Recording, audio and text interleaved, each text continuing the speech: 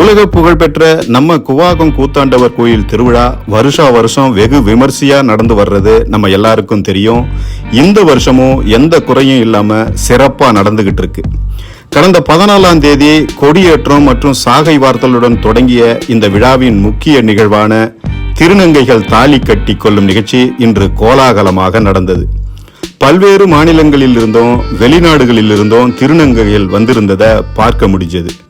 பெண்களே பொறாம கொள்ளும் அளவுக்கு பல திருநங்கைகள் அலங்காரம் செய்து கொண்டு அழகா வந்து காட்சியளித்தனர். குவாகம் கூத்தாண்டவர் கோயிலின் இறுதி நிகழ்வான தேரோட்டம், அதன்பின் திருநங்கைகள் தாலி வாங்கும் நிகழ்ச்சி நாளை நடக்கவிருக்கிறது. ஆங்காங்கே அன்னதானம், ஆட்டம் பாட்டம் கொண்டாட்டம் என திருநங்கைகள் குதூகலமாக சுற்றி வருவதை பார்க்க முடிஞ்சது. உலக பிரசித்தி பெற்ற இந்த குவாகம் கூத்தாண்டவர் அருளை பெற திருநங்கைகள் மட்டுமல்லாது ஆண்கள், பெண்கள், வயதானவர்கள், குழந்தைகள், பொதுமக்கள் என பலரும் தாலி கட்டி கொண்டு கூத்தாண்டவரின் அருளை பெற்று சென்றார்கள் என்பது கவனிக்கத்தக்கது. நான் வந்து சென்னையிலேருந்து வரேன். என் பேர் வந்து ரிஷானா.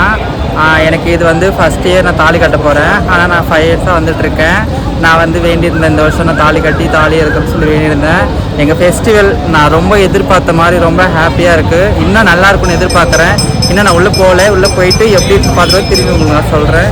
அந்த மூமெண்ட் வந்து ரொம்ப பெஸ்ட் மூமெண்ட்டாக நான் ஃபீல் பண்ணுறேன். நான் என்ன சொல்ல வரேன்னா, எனக்கு அப்புறம் வர ஜென்ரேஷனுக்கு என்னென்னா, நாங்கள் வந்து எங்கள் நம்பிக்கையில் தான் நாங்கள் வரணும்னு நாங்கள் எதிர்பார்க்குறோம். யாரை நம்பி நாங்கள் கிடையாது, எங்களை நம்பி தான் நாங்கள் இருக்கோம். இப்போ வரைக்குமே நாங்கள் யாரை நம்பியுமே இல்லை, இனிமேலும் இருக்கவும் மாட்டோம். எங்கள் கை எங்களுக்கு போதும், எங்கள் மேலே எங்கள் நம்பிக்கை கண்டிப்பாக இருக்குது. அது வந்து நாங்கள் எங்களோட அடுத்த ஸ்டேஜ் அதுதான் அப்படின்னு நாங்கள் எதிர்பார்க்குறோம். முன்ன இருக்க திருநங்கைகள்லாம் வந்து ஐயோ இப்படித்தான் முடிஞ்சிச்சு அப்படின்னு நினைப்பாங்க. ஆனால் நாங்கள் அப்படி கிடையாது. நம்மளுக்கு இதுக்கப்புறம் என்ன இருக்குது, நம்மளுக்கு பின்னாடி வர திருநங்களுக்கு இன்னும் நம்ம சொல்லிக் கொடுக்கணும், அவங்கள என்கரேஜ் பண்ணணும் அப்படின்னு சொல்லிட்டு நாங்கள் அவங்கள என்கரேஜ் பண்ணுவோம். நாங்கள்